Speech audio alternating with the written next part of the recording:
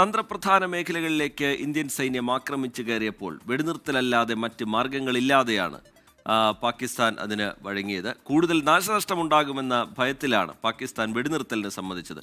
എന്നാൽ രാത്രിയുടെ മറവിൽ വീണ്ടും ആക്രമണം നടത്തി.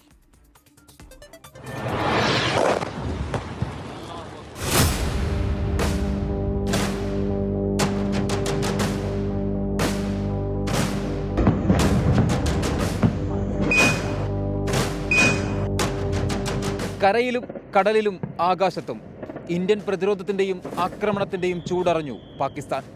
2 ദിവസത്തോളം നീണ്ട സംഘർഷത്തിനൊടുവിൽ പാകിസ്ഥാന്റെ തന്ത്രപ്രധാന മേഖലകളിലെല്ലാം കടന്നു കയറി ഇന്ത്യൻ സൈന്യം. ഇതോടെയാണ് വെടിനിർത്തലിന് പാകിസ്ഥാൻ തന്നെ മുൻകൈയെടുത്തത്. പാകിസ്ഥാന്റെ ഡ്രോൺ ആക്രമണങ്ങളെയും മിസൈൽ ആക്രമണങ്ങളെയുമെല്ലാം ആകാശത്ത് വെച്ചു തന്നെ നിർവീര്യമാക്കി ഇന്ത്യൻ ആർമി.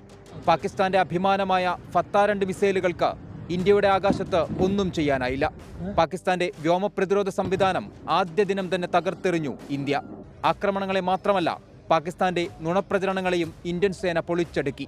ഒരു സാധാരണക്കാരനെയും ആക്രമിക്കാതെ പാകിസ്ഥാന്റെ ഭീകര കേന്ദ്രങ്ങളെ മാത്രം ലക്ഷ്യം വെച്ചായിരുന്നു ഇന്ത്യൻ ആക്രമണം.